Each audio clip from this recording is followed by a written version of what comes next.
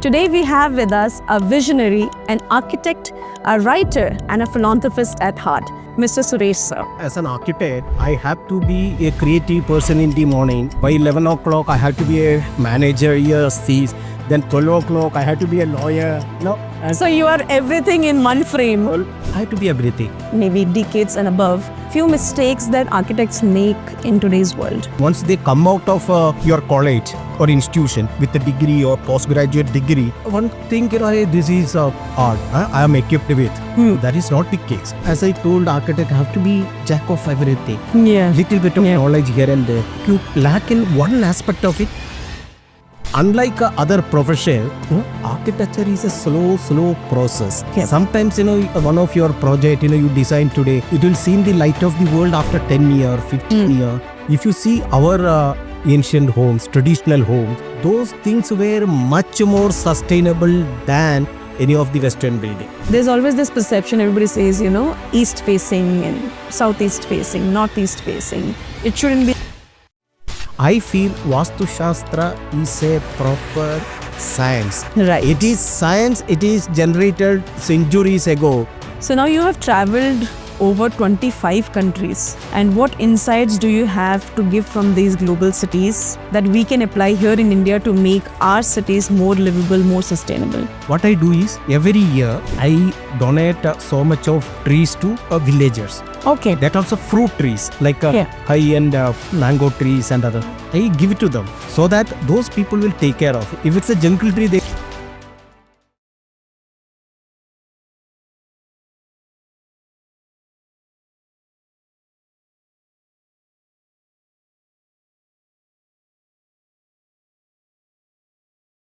A very warm welcome to Founders Dream, a podcast series where we cover founders, their vision, mission, GTM, product market fit, and much more for our audience out there.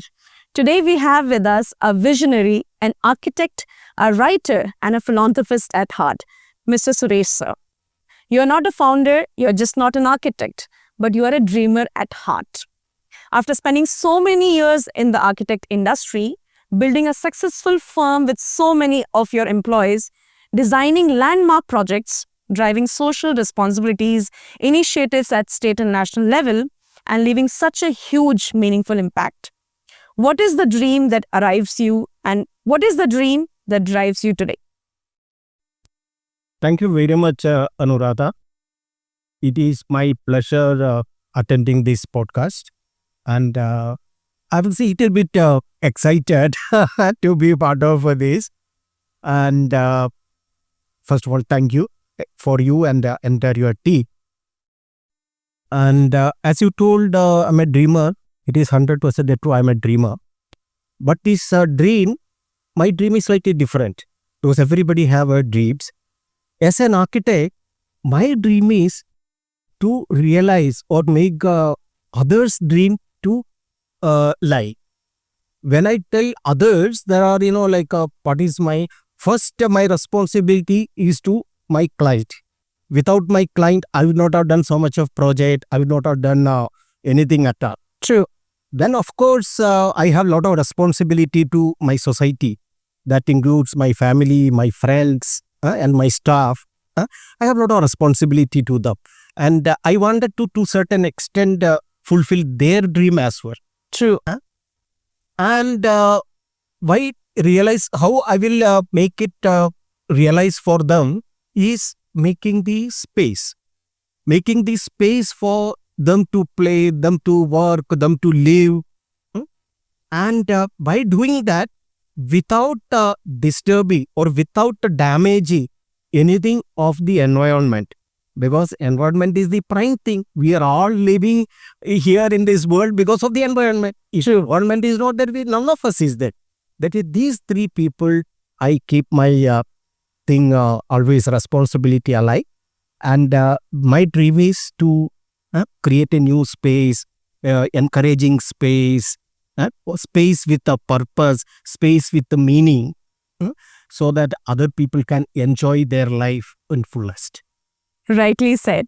So you not only dream, but you give birth, you give a modulation, an architecture to dream of, thousands and millions of people out there. If I had to ask you a question on profitability, how can architects build a profitable architecture from scratch in India today? If you had to answer this in 2 points. See, I don't know what is my profitability. Because Okay.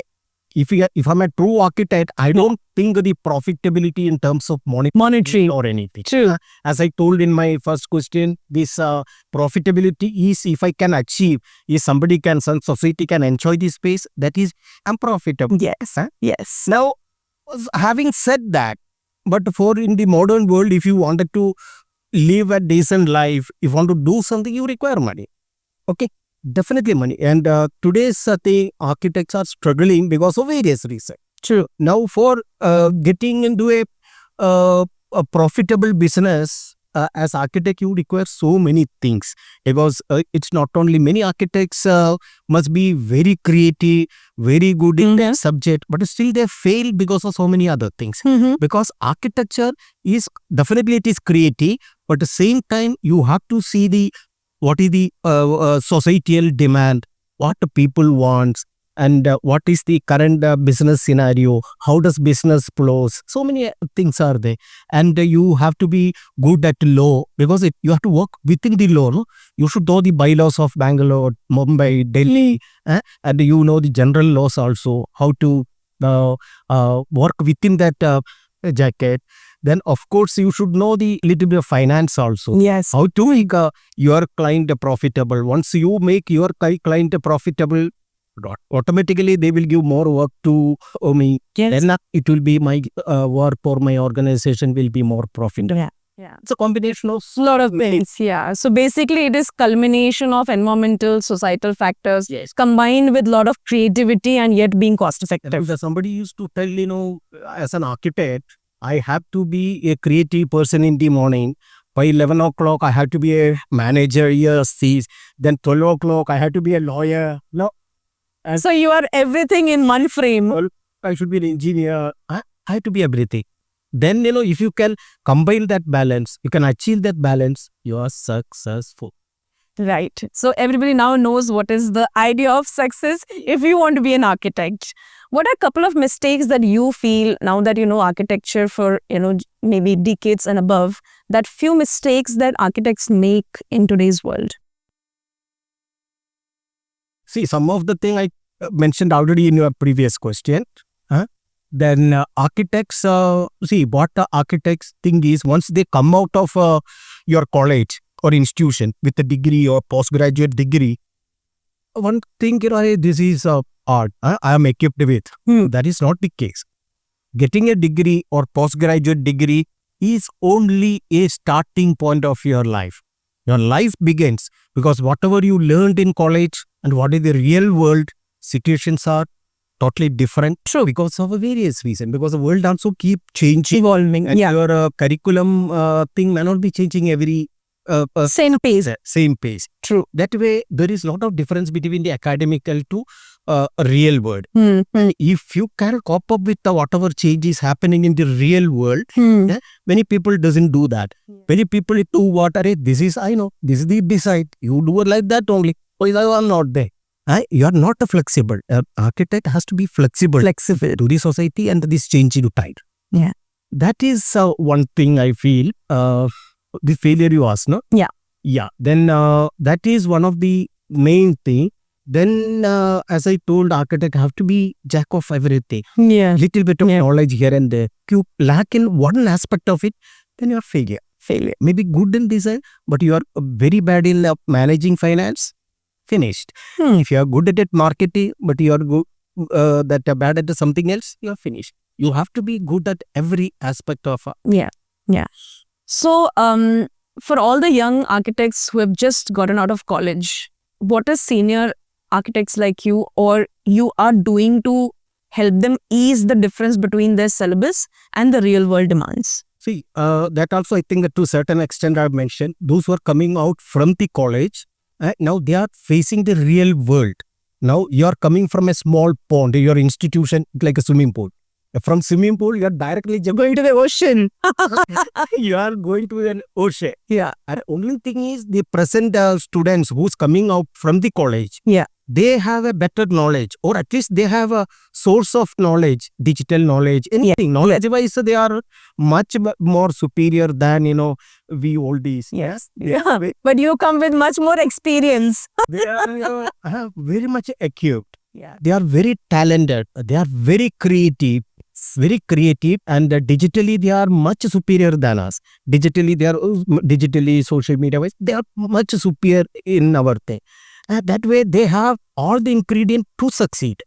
I feel, in addition to all this knowledge and experience and other thing, I feel there are 3 ingredients, all the students require, which I already mentioned in my book in somewhere or the other.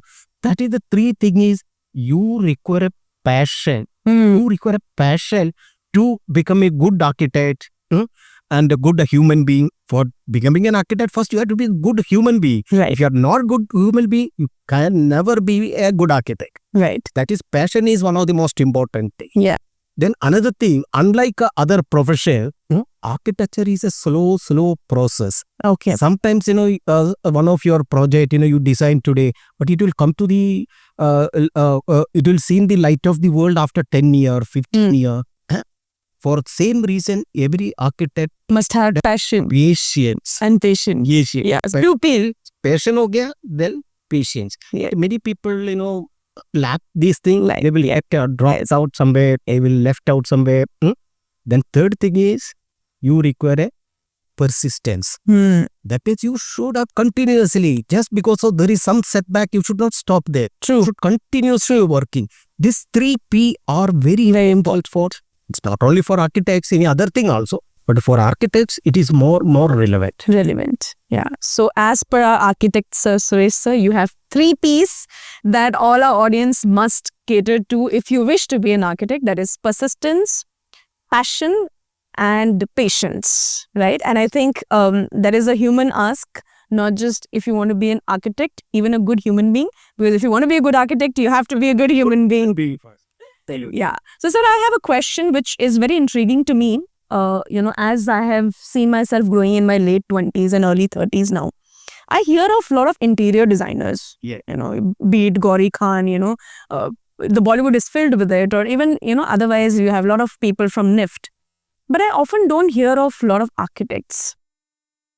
So, is there a difference in the way they earn or the society is perceiving them?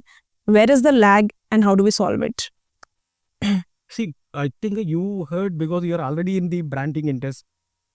Even So we're blaming images first. we're in the brand industry. That is why you know the Gauri Khan. Okay. But if you talk in terms of earning or successful rate and other thing, there are some cases, architects are like low earning, lower profile and other thing comparing to the day.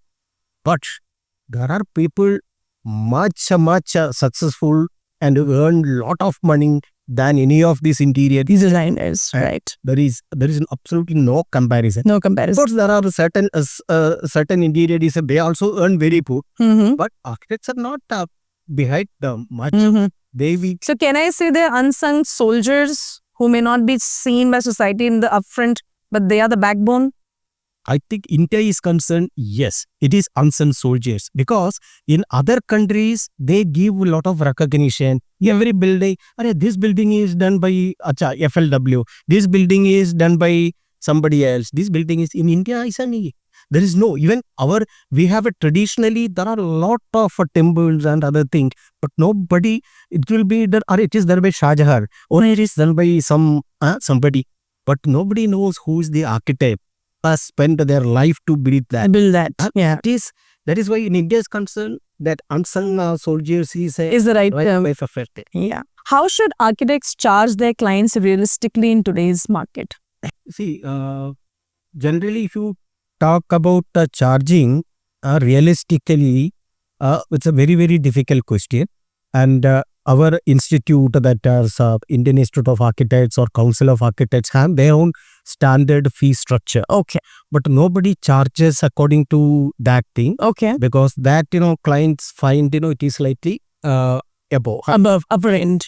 But if you want to stand in the market, you have to be competent. Yeah. Because every client, a builder or developer or government or anything, there are a lot of tenders. They award in terms of who charges lowest. Yeah. That you have to be, like a very competent in that. So I think price point is something we all have to Yes, play on. Yes, and once that is there, but then you cannot have charge very less, because there are two implications. If you charge very less, you won't be able to maintain your own office. Second is you are killing your competitor or the other colleagues' future. Yeah. If you charge less, the entire industry will. That way, you have to balance us in these things.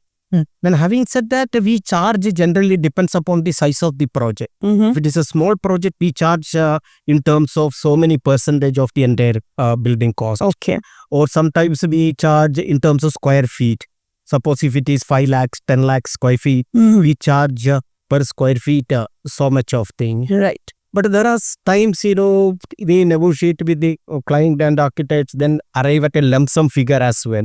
Sometimes they charge in a lump sum figure. But as far as abroad is concerned, even architects charge on hourly basis. Right. How many hours you are putting into it. But in India, that is not picked down. But in America and all, it's... Is that a complaint? It should have been picked up in India? They picked up, I think in India, the trust between the architect and client, I don't know whether that is, because if you tell, I worked 10 hours, I will not be this. Yeah. You made only 4 lines. Why do you take a 10 hours? Yeah. That kind of a. So I think we still need the trust game first. And the client, won't understand how much, if it is only a plan, we all tell different lies. Making that 10 different lies, so much of thoughts are and other that, generally, some client won't understand. There are clients who understand, but some clients won't understand. Yeah. So to sum up, what Sir has told is that you charge your clients based on price point. While you don't go on too much of upper end, at the same time, you also ensure that you are competent in the market, so that you also are able to stand up to the market standards, let yourself grow as well as your team grow. And of course, time and hours spent is something that we can pick up from the US market, implement here. What's something that clients usually don't know about architecture fees that they should know? See, it is again, every client is different. Every client is different. There are clients who is well versed with the architectural. They know each and every struggle architects undergo, and they know the process of design. They know how much architects should get compensated. They know how much contribution architects will give to their project, how much value addition they will give. There are clients, understand all those. Yeah. Those clients generally pays well to the architects. Okay. But then there are clients, they don't understand this. They, as I told earlier, they will evaluate the client, how many drawings they make, how many lines they make. You made only one drawing. Yeah. Paper will cost how much? 10 rupees, 15 rupees. Yeah. Your pen cost this. So that is the mindset. Yeah, there are clients like that also, but they may be very... So I'm inquisitive to know what percentage of these clients is the first category who understand. See, that very difficult. Very difficult? I don't know. But is it more of that or less of that? I think that category is increasing. Earlier, very nice. It was very less, but now they are getting awareness. They know how the contribution of architects, how to respect them, how to reward them. That category is getting increased. Increasing percentage will be difficult. Of course, that category is on the rise. Yeah. So I think thanks to the marketing techniques, or thanks to, real estate going, thanks to purchasing power of people growing in the last, a decade or a little over above that, is why, the sector is becoming a little uncluttered. Correct. So today's Gen Z, you said, are way smarter, and they come with a lot of knowledge base. At least they have access or good control over their knowledge of social media, which is of course digital tools, which can bring in a lot of difference to the way architecture is looked upon.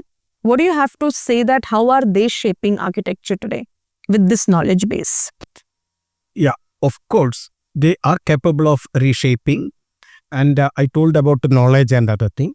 And more than knowledge, they are aware about the present conditions of the society, present conditions of the environment. Right. They are more aware about cleanliness. They are more aware about the climate change. True. The awareness on the carbon emission. Those things are very high. True. They utilize that and getting into this state, they can change the world. They can future thing and be something very different and very nice. Yeah. Absolutely. I don't have any doubt. So you truly believe that you want to go hand in hand as senior architects with them? Of course. We always have they have all this knowledge, then awareness, plus energy also. True. They have much more energetic than, Yes. VP. Yes. Has to be. So now you know that Suresh sir is going to hire you if you are going to be an architect, as long as you have energy and you are a Gen Z. Yes. True. Absolutely. So the West has already picked up towards sustainable housing and smart homes, where you have a lot of tech involved. What do you think, is India moving towards it, and how long is going to be the journey to reach that? See, I don't agree with one thing. West has picked up this sustainability and other thing. If you see our ancient homes, traditional homes, those things were much more sustainable than any of the Western building. Because Western, they have picked up now is because of their industrialization and urbanization. They started producing more carbon than anybody else. True. They then they realized something repair has to be done. But in India, we already have all the sustainable way of construction, sustainable way of living, sustainable way of everything was there. But because of this Western influence, we lost a part of it. Yeah, and of course, with the present condition, we can adopt this sustainable theory and system and other things. Yeah, like rainwater harvesting is which has become very part of. Yes, if you see the older thing, every house have their own rainwater harvesting system. Yeah. They have how to keep the rain away, how to keep the heat away. Correct. Upon the Correct. But we already have. Yeah. But It's just today we are using modern terms for it. yes, that's it. That's it. So, coming to a couple of cultural questions that I wanted to understand, that India got the concept of timeless design, which happened through Taj Mahal, and it's been years now. Why is that wonder even today, and why something like that has not been able to come in any of the countries till now?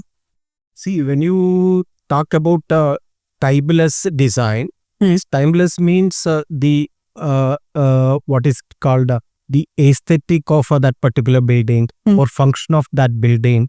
It remains forever with the respective of changing societal condition, changing climates, changing type. In time, that remains being. And Taj Mahal, if you tell, Taj Mahal became timeless because of its meticulous proportions. Then how they use the material. Correct. Proportions, material, and that kind of a thing Design become like a design. It became timelessness. But as far as function is concerned, I doubt whether. Of course, it's a symbol of so many things. Yes. But in modern world, what we require is Function. Yeah, it is a tourist attraction. All those things I agree. Yeah. But in modern words, we want much more than that. Correct. Correct. There are buildings coming up now. There are building comes up because in most of the building that is not there because everybody wanted to make it fast. Client wanted to make it fast. Contractor want to make more money. Things like they are not cared about timelessness or sustainability. That is why True. is deteriorating. But there are people, there are projects follow this timeless things. Yeah. There are a lot of projects. Yeah. Timeless projects. Yeah. So I think we know them only because they come from tourist place. Yes. But like you're mentioning that there are other projects which has more usability. Yes. It's just that we don't know them by name. Correct. Right? So how can India's vernacular architecture, be it the Jaipur palaces, be it Kerala style homes, which are very different, you often have one floor buildings, you have very good sustainable factors with respect to rainwater harvesting. How do you think are they traditionally solving the problem of heat, flooding, and sustainability? See, our traditional buildings, like you mentioned about this Jaipur and Kerala and other thing, it is not designed in one day or anything. It has evolved for generations. They have evolved these things, taking care of the climatic condition, Right. geographical condition, and what kind of a material available in the local nearby areas. Considering all those things, it's had been evolved, especially for a Jaipur, this palaces and other thing. They are designed to protect them from the harsh Yes. conditions. Yes. Yes. They create their wall as a barrier for Barrier for the wars. Yes. Yes. and they use the local stone and other thing for construction. Sure. And in Kerala, it is, they are considered of the rainwater harvesting, what Yeah. I mentioned earlier, and they are considered how to take this rainwater, how to collect it and store it in a pond. Every house Yeah. or everything, they have a pond. Correct. Correct. Their own ponds. These are all considered. But in today's thing, people doesn't have that much of patience to do these things. They want the ready-made house. It is Yes. Yes. an apartment, because if I wanted to construct with all these things, I may take 5 years, 6 years, or maybe more time, lot of money, Yes. of your time. Instead of that, if I get, I get a loan is available freely, I get an apartment, that I'm happy. True. Nobody is taking the time to Yes. make Yes. that kind of. Still, there are people making these kind of houses. Yeah. I cannot tell it is totally gone away. There are people constructing these kind of houses as well. Yeah. Yeah. Maybe the proportion is less in cities. Yeah. So today, what is your take on this, that compared to the Indian temples of the past and forts, to the modern architecture today looks little soulless? Do you agree with that, or you feel it has its own charm? Again, not all the day. There are modern buildings also having soul and all. But when you call it as a temple or church or mosque or any religious building or those things, those times they have worked on the proportions. They worked on what is it called? They had an attachment to these things and spiritual attachment to every building. And those things were there. Those things are slightly diminished with the passage of time, because now everything is on a mass production, Yes. industrialization. The ask of modernization. Yes, as for modernization. Because of that, but the principle behind this temple architecture or our traditional architecture, it is very important for the present students. Okay. Because they will know, because all these temples and other things, they have a lot of mathematical thing. And another thing is all these temples, it's not just a structure. They have calculated on astronomical movement, astronomical whatever, according to that astronomical movement, all the calculations are made, geometrical proportions are made. Then so many considerations are made for considering this. And the understanding of these theories and, how they constructed. For an example, you might have heard about that Brigadeshwara temple in Brihadeshwara temple. Yes. temple in Yeah. that Tanjavur. Yes. Nobody could even solve the mystery, because that the capital of that temple, that they kept it on at the height of 200, 300, whatever the meter, or top of the thing. Even today's modern crane cannot lift. I don't know, it is 80 tons or 800 tons, whatever. That single stone thing is lifted and kept it. It's how many years back? 1,000 years, Yeah. 1,200 years back.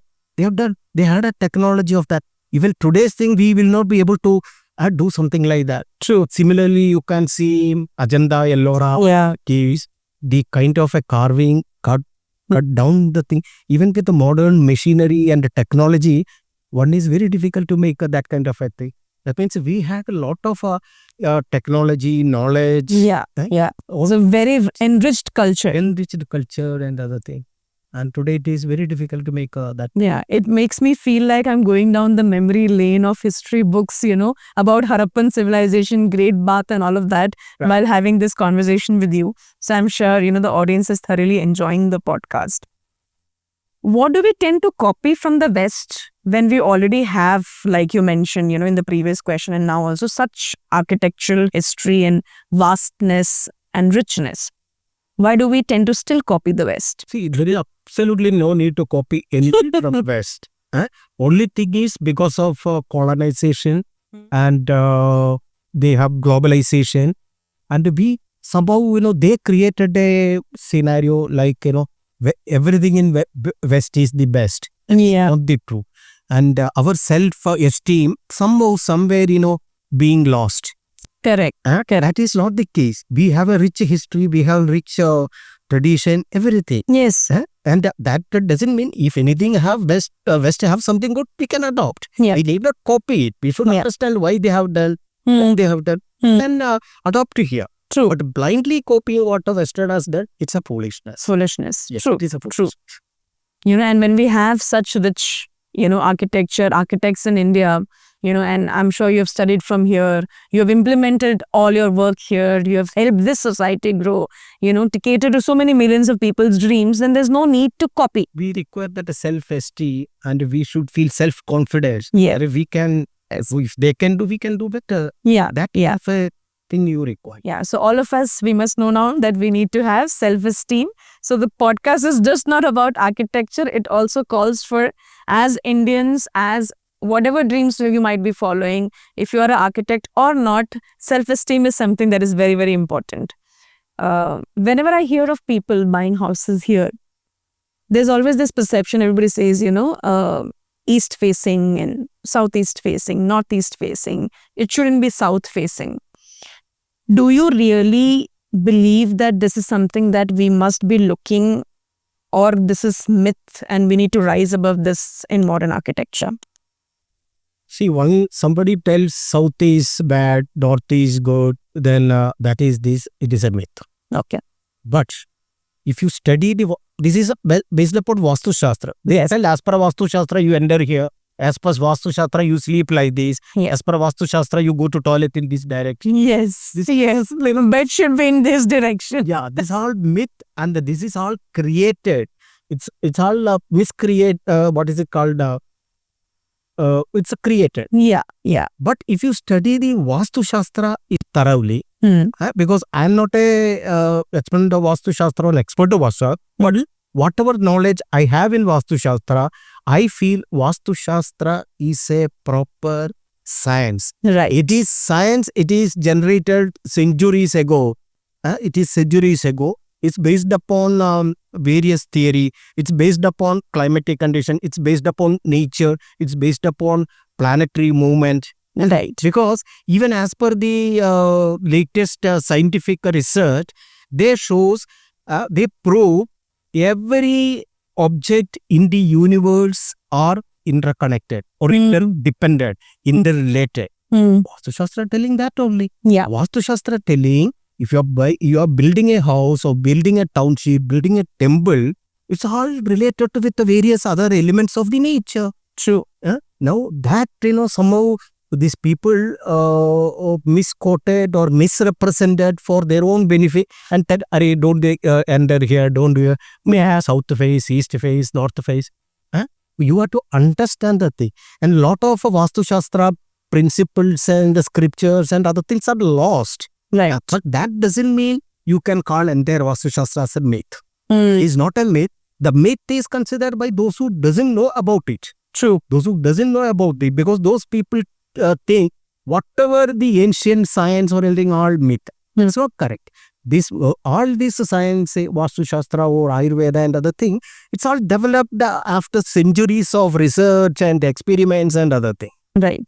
But that you cannot adopt as it is. I cannot take only Vastu Shastra and build a house. Yeah. There are certain good things in Vastu Shastra. You should know how to adopt it. Because we are in the age of a scientific or technology. Yes. Yes. We have a lot of technology to build house and yes. But same time, you should not ignore that. Cultural significance. You should take something good for us from Vastu Shastra or ancient science. Yeah. So it should be right mix of science, which comes from Vastu Shastra, and as well as the technology. Or latest traditional as well as the latest technology. Yeah. Yes. So why are minimalist home designs still not popular in India? And does luxury India still mean bigger is better? See, first I answer the minimalistic. Yeah. Minimalistic is a need of the hour, the thing. But as per Indian culture, we always like decoration and ornamentation. Yes. You put this, you put this, you put this. Yes. We like a ornamentation and other things. To that extent, that is why they want that, if it is very minimal, plain houses, they don't enjoy, they don't. Yeah. True. That is, but there are certain people, they like minimalistic, they are happy with that. Yeah. But most of the people are liking the ornamentation and the decoration. Yeah. That is why they reject minimalism. I want to know from Suresh sir, Then which one does he like? which is the next question? So before that, if you can answer me, which one do you like more? Do you like minimalist more, or do you like more with lot of different cultural aspects to it? If it is only home, I see it is a difficult question. Sometimes I give in minimalist, If you, but little bit of texture of, because I may make a house with a minimalistic thing, but then I will have some elements of decorating within the house. so if sir had to live, he would like to be in minimalist house. Yes. Does luxury in India still mean bigger is better? Some people consider that. Some people consider a luxury is bigger, but then, so everybody's a perception. But for the bigger doesn't mean it's a luxury. Yes. There are so many other things, come to the luxury in terms of your health, in terms of your time, in terms of your finance, in terms of your, so many things are there. Right. That is whatever required for your thing, that will be the thing. Will not make it too big and that Yeah. waste of time Yeah. and waste of energy. True. You seem to be like the moment, I must say this on the podcast also, the moment I met sir and he gave me a very firm handshake. It came from a place of so much of positivity, so much of confidence, and so much of positive aura being passed to me. So you have this very beautiful, grounded, happy energy, which I felt the moment I met you, even before the podcast started. And I hope it's passing to our audience. Were you always like this from your childhood? Yes, because I started my childhood. I have born in a place where nature is kind enough to give us the beautiful rivers, vibrant beaches, and the magnificent mountains, and the paddy fields, the other thing, and the fantastic air, fantastic people. I was in a very, very remote village where, people doesn't know about the outer world. They know only, they are very pure at their hearts. That kind of a background I came from. Then, of course, my parents and my siblings are given so much of love to me. And I have, in fact, I have different stages of my life. The first stages of my life, first phase of my life, maybe up to 20 years or something. I doesn't have any responsibility, no tension, or nothing. I was just going to school, coming, playing, again going, play. I don't know what is I will do after passing 10th or 12th. I would have whatsoever it may. That is the kind of a thing I started about. So you have a very happy childhood. Very happy childhood. My parents were not rich. They are very poor. They are like, how to, with food, we were difficult sometimes. But still, I had a fantastic thing. My friends are so happy. Every time, I go to their friend's house. They come here. We have a wonderful time. That is up to 20th, means I gone into college. Then when the college thing started, college is like away from MIT. In school days, I used to walk so many kilometers and go to school, and I enjoy. But once I come to college, then things are, like a politician and political parties have started influencing the college, young students here and other things. Then suddenly, in fact, after 12th, actually, my father had an ambition of making his son as a engineer. Okay. But I don't have any clue when should I get that punished and other things. Then after, I just happily I passed the 12th. In fact, I am the first person in my family and in my village to pass the 12th. Oh my God. Yes. 10th passed, then I went to college. There again, play. I passed 12th. And one night your father comes and says, somebody told me after 12th you can apply for engineering. I told him, I don't think. Then he went, he has a asthma patient. Okay. And he went all the way up to Palghat, bought the application and came to me. Then I filled up application and submitted. We got admission also, but some reason I could not because his financial situation was not good. Then I don't want him to spend that much of fees and other thing. Then I told him that I will go to a normal nearby college, but I will do my engineering, my own karke once I get into job. Right. Then I pursued BSc. Then after BSc, my second semester of my life starts. Second chapter. I came to Bangalore actually. Okay. Nice. Came to Bangalore. I came to Bangalore on one of my birthday because my birthday was a previous day of Ona. Okay. Is one of the thing. Yes. And I came on my birthday. That is previous day of Onam. I came to Bangalore. That Onam day I started working.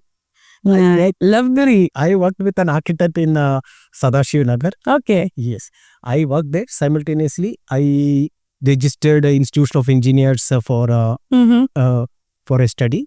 Lovely. And that time I used to work, night I used to study. In 5 years, I completed my AMIP. I became an architectural engineer. Wow. In 5 years. That was the second phase, struggle and other. Yeah.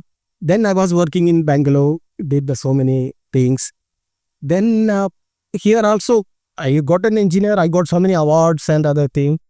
Then everybody, those time in 90s, 91, 92, and every people are going to Dubai. Their prospects are very good.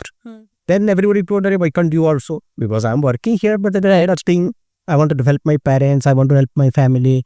In between, I got married also. Responsibility has increased. Everybody told me, why can't you go to Dubai?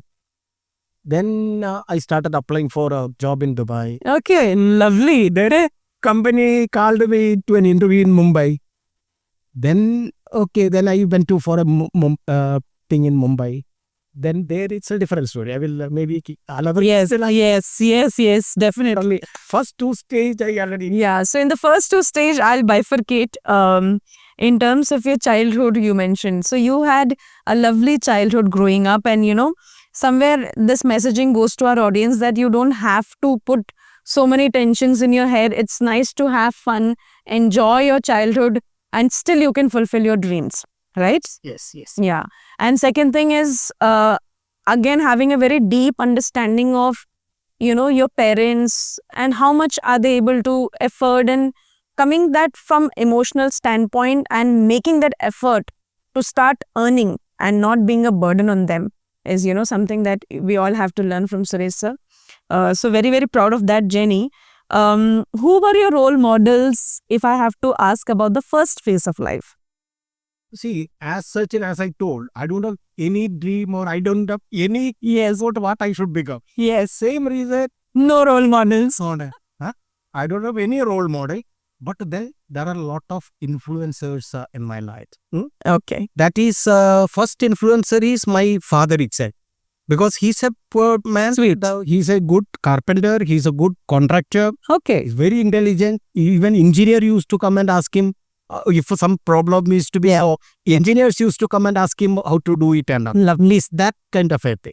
That way, he is a big inspiration to me. Lovely. Then, of course, my mother always supported me. She also, it's a big inspiration. Whatever I do, always, she was with me on side of it. That is another thing. Then, another big inspiration, I got it from my scout master.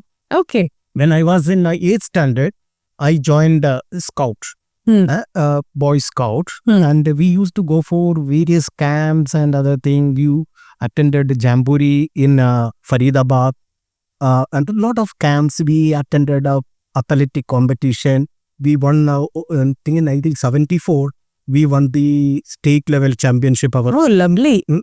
And I was part of that. I had a very good friends in Scout and other than, and my Scout master, Sridhar Podua.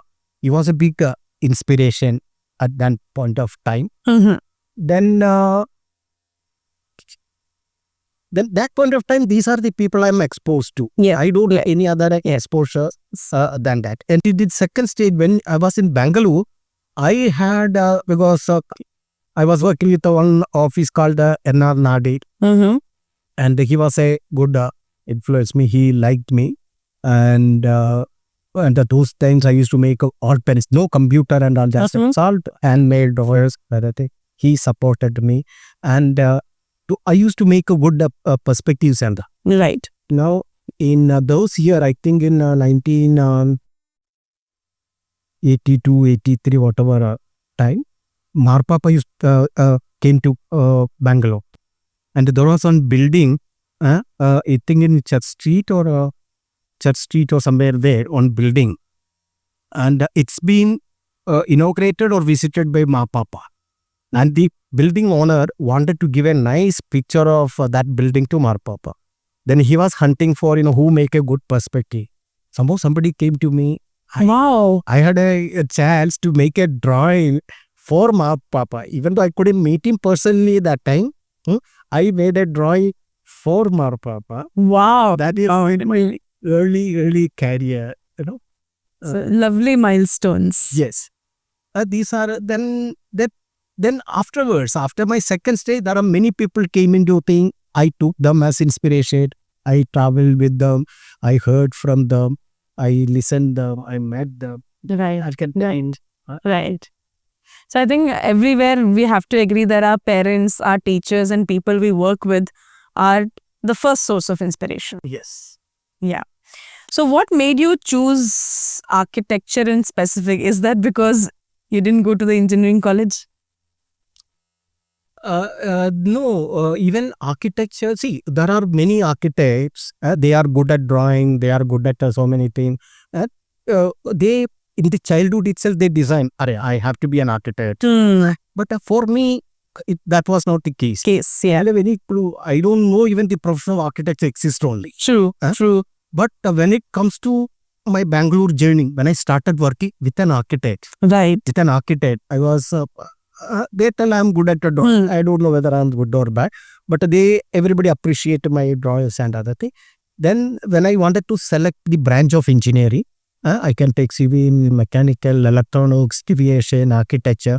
Since my family background, because my father is a contractor, my grandparents and uncles were, vastu experts. Oh, nice. They were vastu experts. All those influenced me to choose the architecture as my thing. Yeah. So lot of thought has gone behind it. Yeah. Yeah. So architecture is often considered a blend of creativity and practicality. Did you always see yourself in this field? Or like you mentioned, it answers in the previous question. Yeah, some of the things are, for me, of course, creativity and practicality is main backbone of this. Of course. Architecture is much beyond that. Much beyond that. It is much beyond that. Yeah. For me, I don't know, I answered that question earlier, but I will tell or what. See, for me, architecture is a journey. Architecture is a journey. When I call a journey require 3 elements. Okay. First, I require an object. Then, I require a space. This object will move from here to there. Right. And moving this to there, it require a time. That means object, space, and time. And finds a journey. Okay. Architecture is nothing but, creating these spaces. But spaces means I'm not creating a space. Space was already there. I create a wall, I create a ceiling, I create a bridges, doors, windows, everything. But how I place the window, how I place the wall, how I place the roof, that your reception is different from here. Right. This is different from some other place. Right. Now, how I placed every space requires certain requirement. True. How I placed these barriers or a thing that create the space. That space have a meaning. That space have a purpose. True. Architect's job is to create that purpose. Yeah. And beyond that, when you have a space, because every space can create certain emotions. I can create emotion here, I can create a different emotion there, I can create a different emotion when I am standing in the traffic jam, when I have an emotion in a cinema theater. So that means a space can create an emotion. It depends upon the quality of the space. It can create a negative emotion or a positive emotion. True. Like our objective is to create positive emotion to the my end user's mind. Right. Positive emotion like responsibility or love or responsibility, I told. There's all those positive, whatever emotions are there, that emotions create. That emotions in terms create social norms. If you're all happy, everybody is happy and joy and feeling a responsibility, then you will have a create a social Yes, impact. and that create institutions. That institution create entire civilization, entire country. That way, the architecture can contribute to So much. Yes. Yeah. and everybody won't recognize or Yes. as much. But that is the powerful of architecture, or that is the power of a designer. Designer. Yeah. So you create. If suppose that space can be in a negative space, then Yeah. it becomes a negative emotion. True. You can create a violence, you can create so many other things there, True. conflict and other. Yes. It is starting from this space. It's Yeah. all starting from this space. And the space is created by architect. Yeah. Yeah. That is the So that's so many happy emotions. If you see this, practicality also there. But beyond that, it's a huge journey. So you're responsible for creating so many people, so many families, happiness. yes. So architecture may there are certain every journey of yours would have come with certain challenges. What are those early struggles when you started out? You said you came to Bangalore, you worked with an architect here. What were the early struggles that you faced? See, early struggle means before become architect or afterward. Okay. See, for architects, every day is a challenge. Every day is a struggle. You have to overcome that. But generally what happened is every day I had faced the challenges and the difficulties. But my nature is I face the challenge and I create a way how to overcome it. Overcome it. Once I overcome it is forget it. Yes. I will not telling you that. So you don't let that negative emotion be part of it. Once I solve it, then I'm forget. But still there are a lot of challenges came in my professional thing. If you wanted a professional thing, I can Yes, please go ahead. see like every project I have a problem. I was doing several projects. In one project was doing in a very, very exclusive area. Okay. So all people like it's next to a governor's bungalow. All the rich people of India staying around. Okay. Plot is so narrow and small. We wanted to make a 40-story building there. Okay. Very narrow. You don't have 1 inch either to move and that. Okay. And we are making this, it may be one of the costliest real estate in India. Okay. Once we make that thing and getting permission, designing itself is a big challenge. Because fitting everything, proper view, proper size of the bedroom, toilet, kitchen, everything, fitting itself is a challenge. We did everything. We got a municipal approval, everything after a lot of struggle and other thing. Then we started the work. When we started the work, then starting we require a piling foundation. We are doing the piling foundation. Then there is a big famous heritage lake, few meter around 400-500 meter away from our place. Right. One fine day, people find that water in that lake become like a contaminated, discolored and other thing. Okay. Then it's all surrounded by all high up level people. They are Yes. the environmentalists, all activists and other things. Yes. They complain to the thing because of our construction, this is getting. Then we told that we are not putting even one dust particle outside our plot. Everything is enclosed and proper. It cannot be our thing. But then municipality, they have to see the public thing. Of course. They put us a note, close that stop notice. Okay. No work to be continued till Okay. about the. Oh my God. Then we have to employ the best geologist in India, best soil mechanic, people in India. Yes. We did entire survey, underground survey, like, we have a machine in, go up to certain meter of the thing. Then after the entire study and analysis, what we found is, there is a small water channel. Underground, there is a water channel Of going. course. There is a water channel going through our side and ending at this lake. Oh. And when you are digging this pile foundation, this water is carrying the dust of our thing to this thing. Then we understood the problem. Then it is easy. We have redesigned entire structure. Yeah. We changed the location of our footing from here to there. And So I think we'll come back to 3 P's are very important. absolutely, yes. If you didn't have one of the, Yeah. So your patience, perseverance, passion. and passion. So I think if 3 don't go hand in hand, it's going to be very hard to handle such projects like this. Another project, different kind of a challenge happened. And one of my projects, my old project, it's an 18-story thing. We have done all the permission share and everything, we got it. Mm-hmm. We started constructing. We completed almost up to last slab. Entire structure is completed. Then one fine day, I got a notice from the local authority, government, you are not building as per the bylaw, stop the thing. And that was an apartment building. We sold apartment to various people. If I stop, then how will I answer to other people? True. They stop. Then I will tell them at people, they told that this is how it is. Then it is because of some clerical error that local government people has made something. Right. Because of that, we had to suffer. Right. Then we had to go to the High Court and get 5-4 months together. Yes. And because this is all remote, High Court allowed us to take. But even after the High Court recognizing, we lost so many months and things. True. This kind of a thing will all happen. Yeah. Yeah. So I think that's what makes an architect, like you answered in the beginning of the podcast, that he needs to know so many things. Yes. About the environment, about the society, legal aspects, financial aspects. Chemical, everything. Yeah. You need not be expert in that, but You should know. Yes. Yeah. So that's why it's a journey. Correct. Absolutely. So can we talk about your book, The Crisis in Profession? What are you trying to address?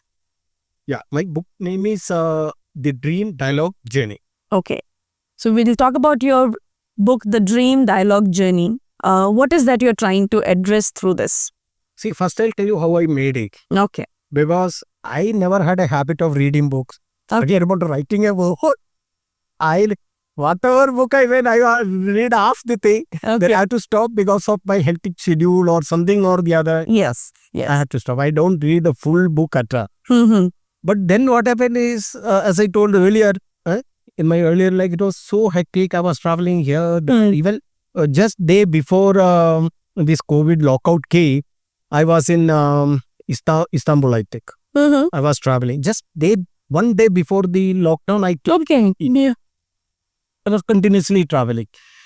Then this COVID, even while coming back from Istanbul, some things were there in the news, it's going to be lockdown and it is spreading like anything. Many countries are already announced the lockdown and other thing.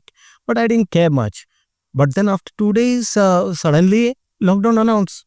I could not go out of my house. I could not even open my door of my house. Right. Then what happened? What will I do? Then first 2 days sitting, I was to call up client and telephonically I will exchange the thing.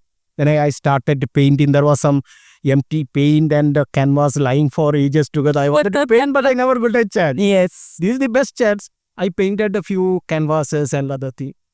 Then I painted these. I thought in 1 week lockdown will go. When I announced it is like that, few days it will go. Right. 1 week, 2 weeks, this is extended. Then I made some video about the theme of COVID. I made some video with my family because I got my wife, mother, my daughter. Right. With them, I made a video. I put it in my friend circle. And then what else do?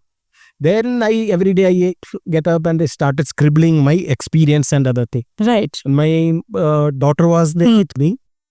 She told me, Dad, why can't you make a book? Because you have so much of interesting thing. Why can't you make a book? Then I told her, how will I make a book?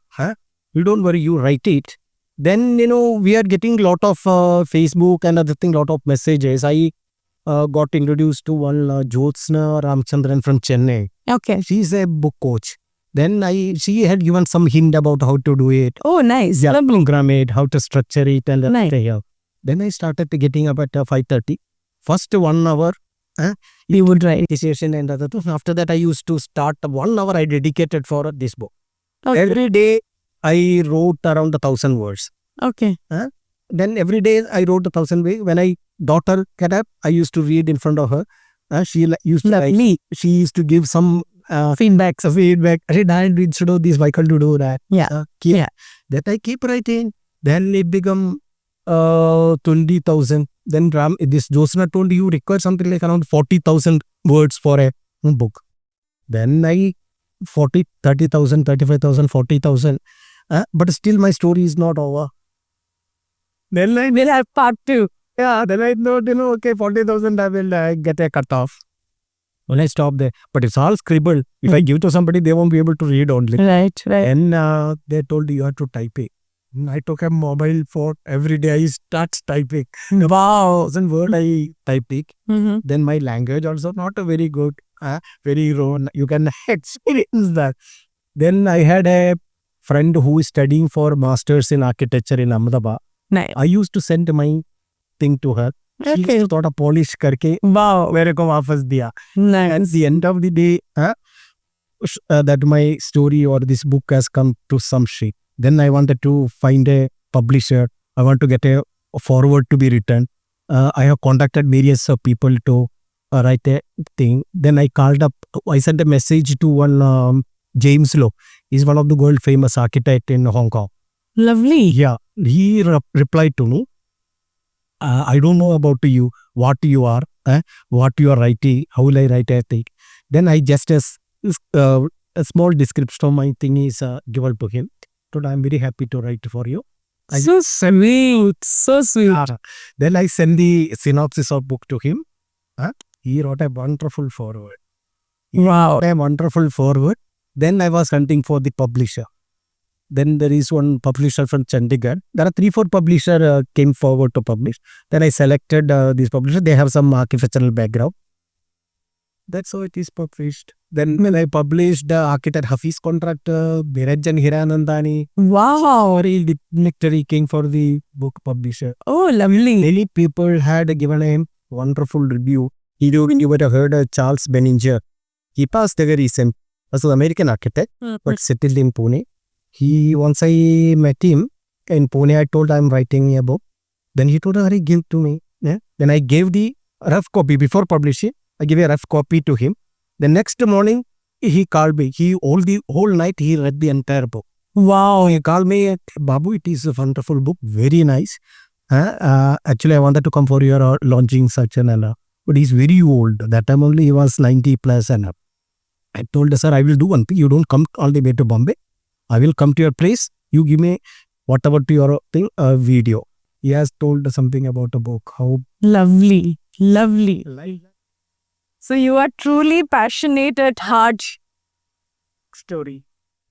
So now where can our audience dream dialogue journey by Suresh Babu, where can we find this? This can find in Amazon, Flipkart and various other. If anybody is interested, contact me. Yes. So you would know how to contact us. You can comment below on the podcast and we will send you the link to buy it. And by now you should know as an audience also that, architecture is such a creative field and you all must aim to, write down something and how we made use of COVID. Right? In fact, for all the people, COVID was very, Challenge. Challenge. And Yes. for me, it is a blessing in disguise because I got a free time to spend myself, Yes. reset myself, Yes. spend a quality time with my family. Yes. And you became an author. Now this gave a big chance. Not only about me, even the environment, what happened is, environment was so clean. Yes. Even these animals used to come to the roads. Good birds used to come in the eye of Mumbai. True. Nature was, because I'm part of nature, I was very happy because nature is so Yes. So it's important to have slow life also sometimes. How did you become associated with AHC and what was the chapter like? See, I told briefed about the first 2 chapters of my life, my happy life in Kerala and my struggle in Bangalore. Then I told you that I wanted to go for abroad for a job, Dubai. I got an interview letter. For that, I went to Bombay. One of my friend was there. He was accompanying. I finished my interview in one of the office in Fort. Then after, I think I finished my interview 11 o'clock, 12 o'clock, I finished the interview. They told we will let you know. Then I was supposed to return back to Bangalore by evening Udyan Express. But we have a very good 6-7 hours free with us. Then my friend told, "Hey, one of my friend is working nearby. Can you go and meet him so that we can pass some time?" I told, "Okay, I'll come with you." Then we went to one office. I was sitting in the reception. He went upstairs and for meeting his thing. And the reception, there was a Malayali chap was the receptionist. He asked me, "What are you? Where are you? How are you?" and other thing. Then I said, "I'm an architect working in Bangalore." Then he told, "Do you go to meet Hafeez? Hafeez contractor?" I told, "Yes, of course. I dreamt of meeting him. If I get a chance, definitely." Then he picked up his phone and asked, "There is one boy from Bangalore is sitting here. He wanted to meet you. Okay. Will you free?" And he told me also, generally he doesn't meet, he is very busy. Because that time only he was so famous and thing. And he doesn't meet anybody and other thing. But I was so lucky, he told, "Okay, send him up."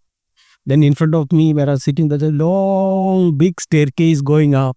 At the end of the stair, there's a big table. In one end of the table, this person sits with a baldy hair, handsome, tall guy sitting. He's sketching something.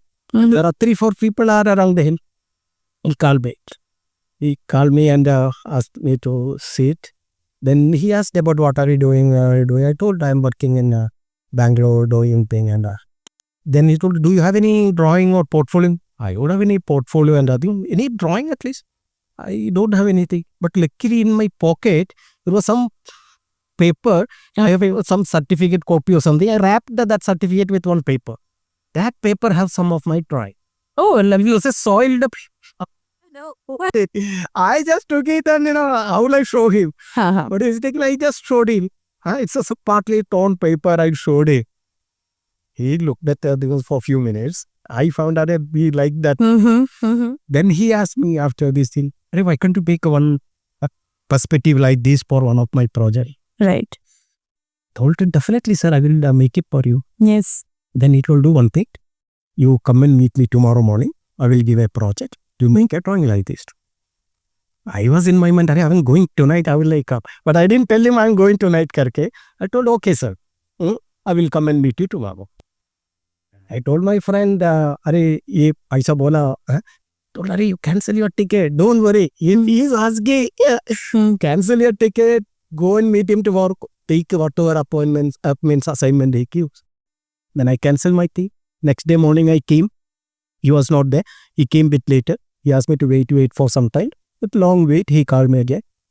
Then he asked me, "Are you interested in working with me?" It's a shock. Because I told, "Sir, I already have a lot of commitment in Bangalore. I won't be able to commit anything right now to me. I will just check it up how I can settle that. Then I will let you know. Give it 2-3 days time. Don't worry. You take your time and you let me know." Then I discussed with all my friends and they told, "Forget about whatever project. Here I am doing all 2-3 chota bungalows and small building. And you take his assignment." And I called him and told, "Sir, I will accept, but I require 2-3 months. On 1st of June, I will join your office." Lovely. Told that. Lovely. Then is how I have joined him. Yes. When did you start SBP? What was the vision behind finding it? Yeah, that again, SBP, it is nothing, it's not like overnight decision or anything. I have a dream of starting my own for a long time. Right. But then I have a lot of financial constraints. Then since I had studied privately, I don't have a good friend in this same profession, or I don't have many contacts who can give me the project and all. Right. Because of that, I postponed my dream of starting my own to longer time. Right. But when I worked with Hafeez, I was handling some of the best project India produced, and I could save some money. Then with the save money, I already took a office space in Bombay. Lovely. Yes, but unfortunately, there are some legal issue with that thing. I lost that office. I was the multi-actor in there, but I didn't give up. as I told, that perseverance, I continued. Right. Then after few years, I bought another office. Mhm. I made all the setup, everything. Then fine day, I gave the paper to Hafeez. I told sir, I will be leaving. I given 3 months notice. Even though I was flying with under his wing, I was doing a wonderful job world over. I was doing in project in Shanghai, in Chennai, Delhi, everywhere I am doing. I was very happy. Earning wise also, I was earning very good there. Mhm. But then ultimately, I wanted to spread my wings a little bit. Of course. I was enjoying everything under his wings. My wing is lying, I did. Yeah. I wanted to use my wings. That's why I put the thing. And I got out from this office and I entered into next office the same day. Oh, lovely. Yes. Lovely. That is in 2007. Hmm. That's how it started. And while starting the thing, as I told everyone, every creature in this world who has come have some purpose to be. Yes. Absolutely. My purpose is create a better environment, better place for people to live. That, for that I have to have my own ideas too. Yeah. That is why I started. Yeah. So now you have traveled over 25 countries. And what insights do you have to give from these global cities that we can apply here in India to make our cities more livable, more sustainable? Yeah, this is a big long answer because a lot of things I wanted to type. Whatever you wanted to take, you did. See, whenever I travel any country or any new city, first impression is excited. Arey, such a beautiful thing. Everything is good. I want to do this here, do this thing here. But when I studied thoroughly, I also find out this city also have a similar problem or more bigger problem and things like that. Just adopting that here is not a thing. True. Some cities are some good thing. Some cities are not good. They have their own problems. But then there are certain things. I wanted to adopt here is, even though our cities are much vibrant than any other international cities, but then we are lacking in certain other things. Like one is cleanliness, because our cities, we wanted to make a more clean cities. Right. Clean city, that we need not take it from any other city, but it's our own. Yes. We make it our thing, then our city can be the world cities. Then second is, our people lack discipline. If it go, they want to bomb, they don't want to give away to other people. True. That discipline is Lagging. Then certain things I wanted to take from European cities or other thing. We lack the public spaces. Bangalore is concerned, you have Lal Bagh and Kabban Park, but everybody won't be able to go. Every neighborhood have a park or town center, town square, town plazas. Right. That is lacking here. We should have a more public area for interacting people for social thing and other. Right. That we should definitely do here. Then more greenery, more garden, we can always have in our cities. Then of course here our city policies and all make because of present law by law, our cities are becoming more crowded, more congested day by day. True.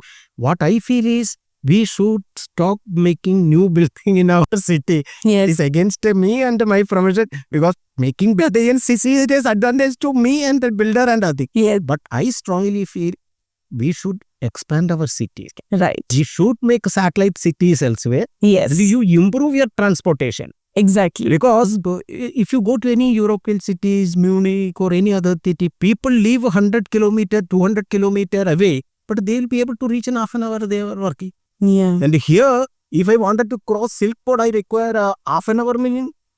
Sometimes in fact maybe 2 hours. True. If I wanted to attend an interview from JP Nagar to Whitefield, it takes 3 hours, 4 hours. If you have a good transportation, a smart transportation with the latest technology, and you stay 100 kilometer away. Right. You stay in Hosur or you stay in whatever. Or if it is Bombay is concerned, you stay Panvel or Virar or somewhere. But you come to the city so that your quality of life will be much better. Right. You get a good oxygen. Your children will get a lot of play area. But within the city, you are making one above the other. Yes. Buildings are going 100-story. Yes. That's okay, fine. But entire city, as per United standard, you require certain amount of open space. Yes. That we are losing.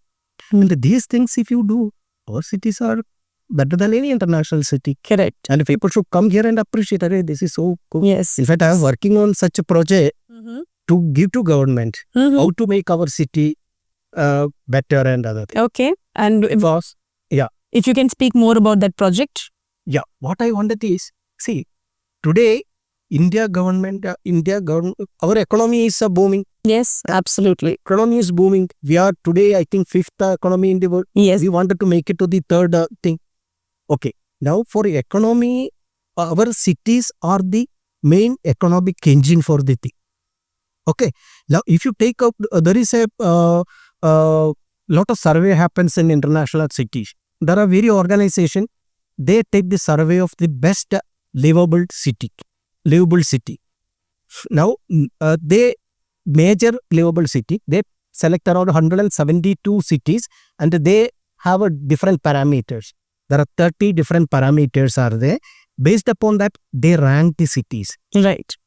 And unfortunately, in India, not even a single city comes in the first 125th rank.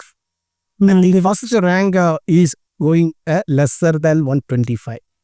That cannot be the case. Because of that, even though our cities are vibrant and other things, our cities are rich. Bombay have a lot of money, Bangalore have a lot of money, but their policy and other thing is not good. Now, to overcome that, and another thing is, in India, today, that more than 33% of people are living in urban areas. Right. And that is going to increase rapidly. Right. In another few years, almost 50% of entire India population is going to live it in cities, in urban area. But, and 70% of our Indian economy is contributed by cities. Right. 70% of Indian economy is created by city. But in today's condition, but life of people are miserable. Right. I don't know where you stay, but from your house to here, I don't know how much time I read. 1 hour. It may be 9 kilometers. Yeah, Yes. 9 kilometer, 1 hour every day, how much a thing is used.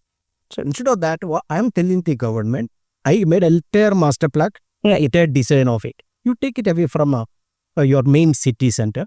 You take 1,000 acre, 2,000 acre. You make the cleanest city in the world. Right. Cleanest city in the world. And each city, we have 5 drivers. 5 drivers for every city. Short form, I call it as HEVAN. HEVAN is HAVEN. Okay. H is healthiest people. You make healthiest people. In city, I don't see hardly any healthy people. Everybody is breathing all contaminated thing, eating contaminated food. Nobody is healthy in the city. It is here you make a condition that you produce your food there without pesticides and other thing. You make a food and you generate water, rainwater harvesting, and you generate your own recyclable energy. You make people happy, healthy. That is, healthier life is first thing. Then thing is affordability. Because you take Bombay or Bangalore or Delhi, more than 50% of people are below the average. True. They are all like a electrician, carpenter, painter, some police and other thing. In their lifetime, they will not be able to afford an apartment or house in the city. Right. Okay. Now for these people, you give the house they built. Okay. It will be 1/10 of the cost of in Bangalore. If you spend 1 crore for a small 1-bedroom apartment, here we will be able to give 10 lakhs. Right. 10 lakhs, you will give a decent apartment with all the facility for a family. Right. That is called, the second is affordability. In these cities, make it affordable. Right. Okay. Then third is vibrant. Our culture is so vibrant. Yes. It is making our city vibrant is not a big issue. It is a vibrant city. Then called E. is empowerment. Right. Empowerment means every people staying in your city should have a opportunity to work. Right. Everybody get an opportunity to work. Employed. Children should have the best education, Right. best medical service. That empowering the people. And the fifth one is N. N is stands for net zero.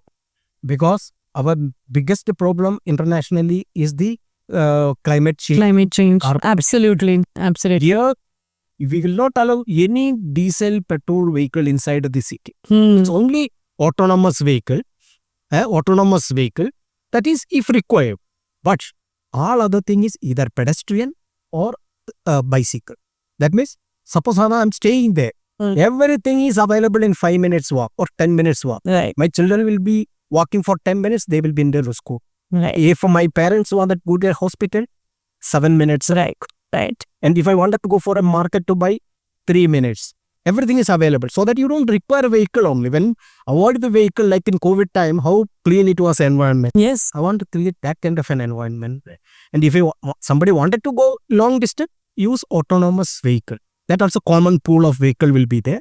If it is 1 lakh people, maybe 10,000 vehicle or 5,000 yeah. Common. pool auto employee one time say.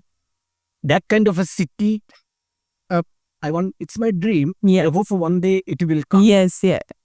So Suresh sir's The other thing I wanted to tell, but yes. So Suresh sir's motto to the government is to come with heaven as a concept, and it must look like real heaven. So you have been receiving a lot of awards out there. So if you can throw some light on that.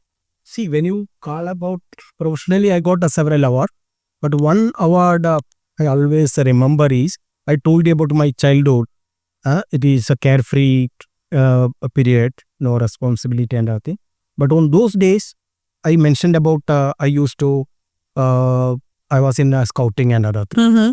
And every year in scout, India government gives some award. That's called the President Scout Award. I think the name is changed now. But at those time it is called the President Scout Award. And when I was studying in the 10th standard, in every state I think there are, 5, 6 or in that particular year, I think in 1974 in Kerala state we have around selected 7 or 8 people. I was become one of the we are called in the Rashtrapati Bhavan. Oh, lovely. Yes, and we got the award. But the thing is, those days I was not, as I told, I was in a remote village. I was not aware about beyond the village. I never traveled also beyond the village. And the thing is how to go to Delhi. Now, how to get the train ticket, then other things. Then my parents doesn't have that much of a thing. I didn't have even a proper shoe, or I didn't have a proper bag to carry my pay. One of my neighbor gave me a bag to carry. Then I borrowed some shoe from somebody to carry. Then scout master was accompanying us. State government has given the train ticket free for us. Then that was a memorable journey actually. We went to I came from a place called Kannur. From Kannur we went to Palkad. All these 7 or 8 people from state gathered at Palkad. From there we took, there is no direct train to Delhi those days. From Palkad we came to Chennai. From Chennai we took another train to Delhi. And we had a 1-month camp. It's called a Jamboree, Scout Jamboree. Mm-hmm. In Jamboree, scouts from world over comes there. Okay. 1 month, it's like a fantastic. So you enjoyed the journey. Enjoyed and other thing. Yeah. And at the end of the thing, and every day we used to have it is near Delhi. Every day we used to have one day president was the guest, sometimes prime minister was the guest, that kind of a thing. Yes. Then at the end of the day, we got the award from Rashtrapati Bhavan. That's a memorable thing. Yeah, of course, I got award from Institute of Engineers. I got award from Accommodation Times. One of the year I have selected as the Architect of the Year. Nice. But this award I will never have. Is most memorable to you. So you have been nicknamed as Turtle. What is the story behind that? And my audience would definitely want to hear. Acha, this is actually Turtle is called by one of my friend. Okay. He is Arshad Bhatia. Mm-hmm. He's a very senior architect. He's not only an architect, he's an urban designer. He is an academician. He's a professor in one of the college. And he's an author also. Okay. He has written a book about architect Hafeez contractor. And he used to regularly write columns in Times of India about architecture and urban design and all that. In one of the function, he introduced me like a turtle. Why he told a turtle is because in our field, in the architectural field, there are certain architects, they work only for the rich people. But there are certain people who work for only niche market. Right. Very rich people. And their thing is, field is there.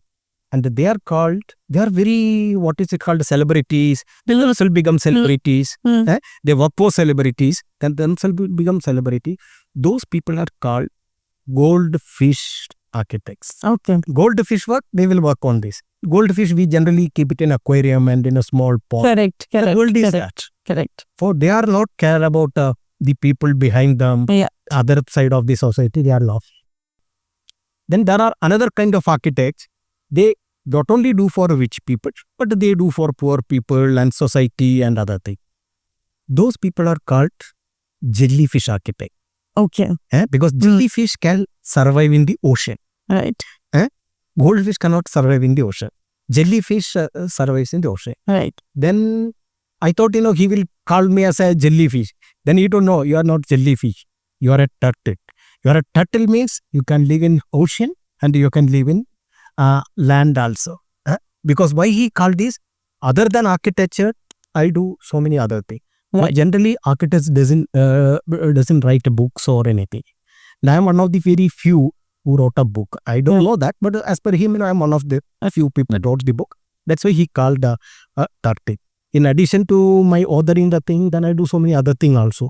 Like people understand. I'm developing a drone company now. That is the reason why he called me as a turtle.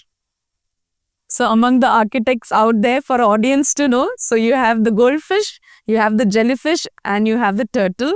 And mine, I'm sure, as per Suresh sir, you all must be a turtle. Correct? You will be able to contribute to the To everybody. to everybody. Right. So what are 3 lessons you want to give out to the young architects of today? See, there is no lesson as such because they're all because in our time we are very difficult to take decision and other thing. This young generation, they are they can take a decision. They are informed much better than and other thing. But still, what I feel is, what I wanted to tell is, there are in my book only I told in one of the sentence in my book is, you have a Calatrava sleeping in your senses. Calatrava is one of the very famous architect. And you have Jarke. Jarke is another big architect. He is sleeping inside you. And there is one Hafeez. Hafeez, you know Hafeez contractor. Hafeez is living in your heart. But you realize there is a you inside you. Yes. That you is more stronger than any of these architect or any of these people. True. You discover that. True. You discover that. Encourage it. Explore it. And unleash it. True. And that is what I wanted to tell. Yeah. You have to unleash it. Just living, doing something, making drawings, not sufficient. Yeah. You have so many other potential inside you. You take it out. Make it useful the thing. And our life is a gift given by whomever it is to the for a short time. A gift is given to us. Yes. It is in this world. True.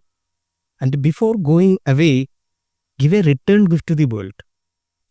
Give a return gift to the world. Very meaningful. Yes. And you make before going away, you make a great picture in this world.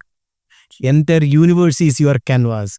Make a great picture. Yes. This is what I want to each and every designer, every architect also. Yeah. Make your world more meaningful. Yes. So discover the you in you is what we want the audience to take from here. So you mentioned in the previous one of the statements about your tree plantation drives that you are very associated with environmental cause. Can you throw some light on that? See, tree is, is most important thing in the world. If there is no tree in this world, none of us can live. Correct. Tree is most important. It gives oxygen, it gives clean air, it gives so many things to us. It gives fruit, it gives food, it gives shade, whatever required. And in fact, in earlier days, we used to live in forest. Everything, we are 100% depend upon trees. True. But now we shifted to urban areas. Relevance of tree is slightly reduced. Yes. There are new children won't even see the tree on the Correct. Yes. Okay. Now I wanted to bring back the importance of tree. Whatever little bit I can do. I cannot do the forest everywhere.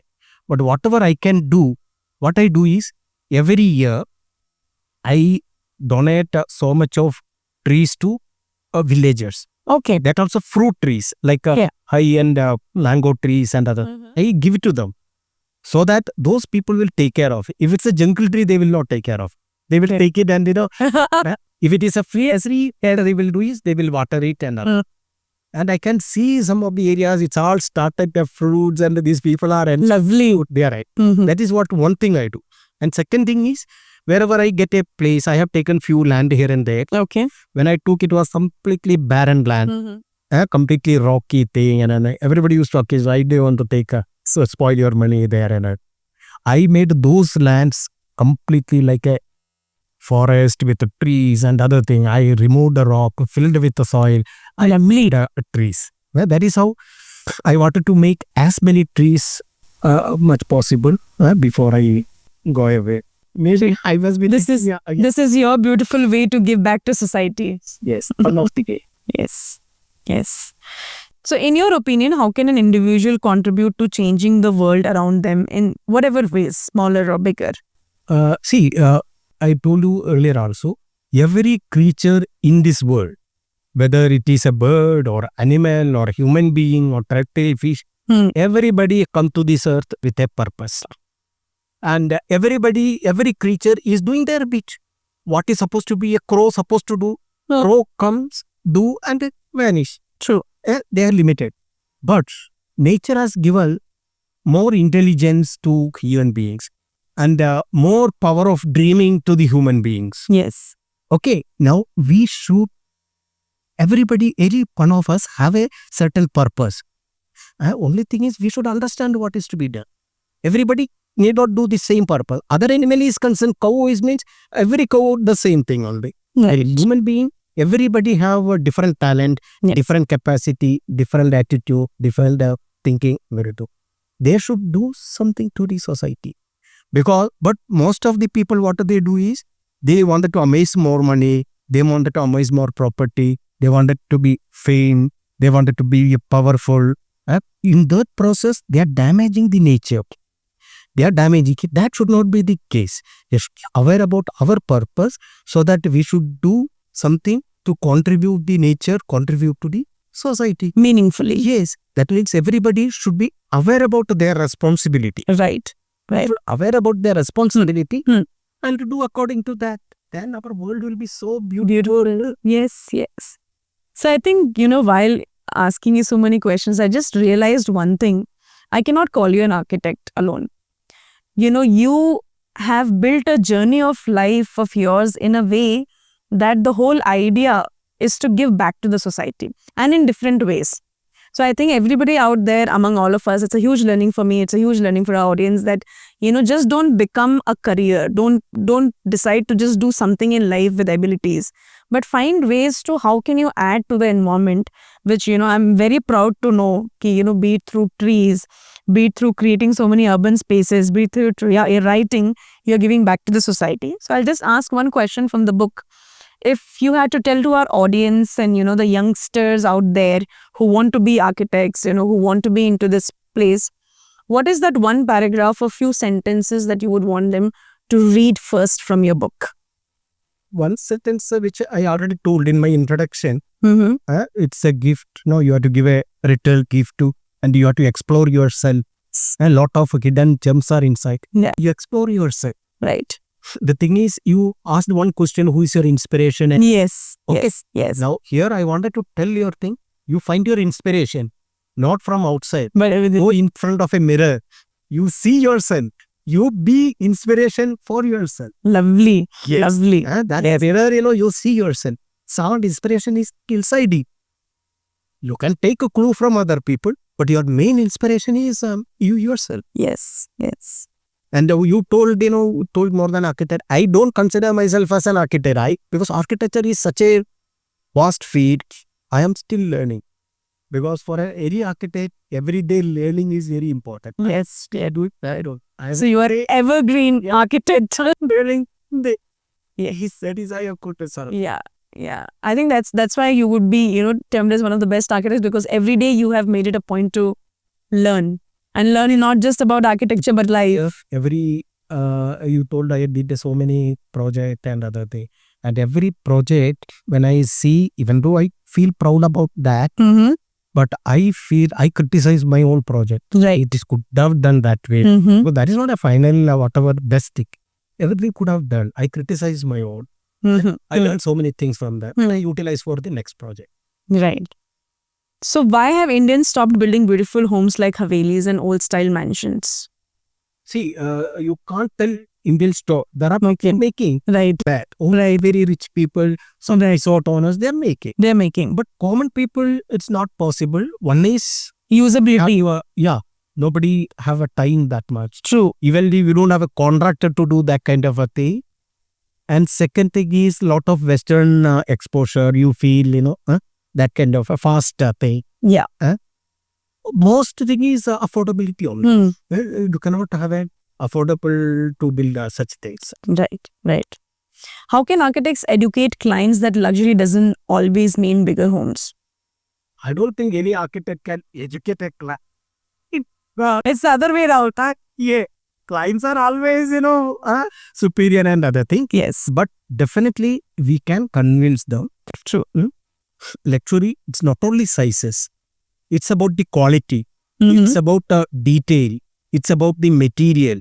It's so many other things that we can, if you can convince, you are successful. Right. Yes, but it's a continuous process. Hmm. First of all, you have to convince, because every architect may not be having this idea. First, you yourself should have an idea what is the luxury. Then you should be able to convince them. Right. Educating is it's out of Yeah. So let's not educate the clients, but try convince them, and convince them based on what you believe in. correct. Right. Agreed. What is the lesson that you want to give the architects out there from Bhagavat Gita? Okay. Now, Bhagavat Gita, it's a great epic book, but I never read it. You see, I never read it. Okay. But still, I used to hear the stories about, as I told earlier, I never read the full book. But I know the essence of Bhagavat course. Gita. What is it? How is it? I keep hearing the stories from here and there. I attended some bhajans and other thing. I get something. Out of this limited knowledge, what I feel is, it's not only about architecture, entire life, there is a lot of things to be learned. And architecture is an extension of life itself. Exactly. I think, true. Now, there are few points I think it is very, very relevant. Well, in Bhagavad Gita, I think Krishna is telling Arjuna, like, you get detached from, because Arjuna was thinking about his relative, how can I kill, and that kind of a thing. And here, in architect is concerned, you have to be detached from your ego. Right. You should get detached from your ego and concentrate on your work. And that is one of the biggest lesson, I think one should follow that. Right. And so many other things also. Second is focus. Mm-hmm. Whatever you are doing, you focus on that work. Right. Because in today's world, distraction is everywhere. True. When I start doing that, I will think, there is some messages coming up. Once that message is there, somebody is calling there, or something else, some social media distraction. you should avoid the distraction, or within the distraction you focus. You cannot avoid the distraction. Yes. But Yes. as they told you, within the distraction, these are the two things. There are so many Yeah. other points also too. But these two are, I think, it's most. Yeah. So minus the ego and focus amidst all the distractions. Got it. How can nature be the best teacher for an architect? See, nature, as again I told you earlier, nature is everything. He is not only teacher. Mm-hmm. He is the creator. Mm-hmm. He is the teacher. He is our parent. He is a Annadada. Annadada means a food giver. Yes. True. He is the destroyer. He can destroy us in fraction of second. Exactly. He is everything. Yes. And our architecture, our Vastu and other things I was telling, it is the knowledge of how to live according to the law of nature. That means first you should understand what is nature, how to live. And if you know how to live with according to that nature, Mm-hmm. you are successful, you are happy. Right. That means you are learning from nature. That is what you are telling the nature. Yeah. You have to learn so many things from nature. And we can 100% depend upon nature. Yeah. So living in harmony with nature. Absolutely. That is most important. Right. Why should every architect study ancient Indian temples before they start out their career? See, whether you're architect, whether you build a temple or not, still I think it is very important to learn the temple architecture, because this temple architecture is based upon geometrical calculation, geometrical proportions and mathematical equations, then even astronomical movement. Mm-hmm. All those things are there. These principles are relevant throughout the time. Right. By learning those things, it can be applied to in a different way to the modern building, whatever you do. Right. For that purpose, it is very, very important Right. to learn Right. this ancient art. Yes. So Indian cities like Mumbai are failing in urban planning. What's your take on this? See, one is Mumbai have its own constraints, like a geographical constraint. On and above, till now, the priority was its entire urban design is oscillating around vehicle traffic. How you make a better road, better thing. But the thing is, your 60-70% of people doesn't use car. Right. They are pedestrians or cycle. They are not. They are almost kept away from this development rules and other things. Okay, we have to have a people-centric approach. This an approach. People-centric. Right now, it is vehicle-centric approach. That has to be changed to people-centric approach. And whatever policy like slum redevelopment scheme, that cluster redevelopment scheme, all it is like giving that encouragement to architects and developers and other thing. But to the city, it is not giving a proper thing, because that increases the population, increases vehicle, and it is adding to the congestion and other thing. As I told, it has to expand towards outside. Right. And to reduce the population here, reduce the vehicle here. Mm-hmm. So it shouldn't be vehicle centric, but people centric. Yeah. So with that, I finished, sir. If there's anything, one or two things you can let me know. I wanted to add. See, this project is in heart of a city. South Mumbai is the most bubbling and area of the Bombay city, where the richest people in India lives, decision maker of Mumbai lives. But next to this thing, next to Malabar Hill, there is a place called Kamatipura. This Kamatipura was developed around 250 years ago, when the Britishers had developed the city. But for some reason, this area got neglected, and today it is one of the worst area in terms of hygiene, in terms of congestion, in terms of quality of life. It is one of the worst area. Now, the people are very poor there, but media also created a very bad hype about Kamatipura, very bad name. If I tell somebody I am living in Kamatipura, then I will be kept out of other thing. Even the people live there for their son, they will not get a girl for marriage. That kind of a situation. That I wanted to change it. I had studied each and every aspect of that area, and we have submitted a report. In fact, the Maharashtra government has appointed, there is a consortium of 4 people, Suresh Babu and Partners, Mahindra Consultant, and Dr. Nakashe and Sunil Devle. They appointed as a consortium, and we have submitted a report to Maharashtra government. The Maharashtra government appointed MADA. Then MADA got approved our scheme, and they have presented to High Power Committee, and the High Power Committee also approved this. I hope this will come pretty soon, so that gender face of Mumbai may change. Yeah. So if you want to know about Kamatipura project, this is what. That was Suresh sir, an architect, a visionary, an author, and much more on our podcast channel. Thank you so much for being part of this. And it was lovely interacting with you. There's so much that we learned that, it shouldn't be just about career, but it should be to give back to society and nature and living in harmony with one. Thank you so much for being here. Thank you very much, Anuradha. Thank you very much, all your team members. I really enjoyed your questions and other things. Really nice. I really appreciate. Thank you very much for calling me here. Yeah. I thoroughly enjoyed. I hope our viewers also will enjoy and learn something from this. Yes. Thank you so much. Thank you very much.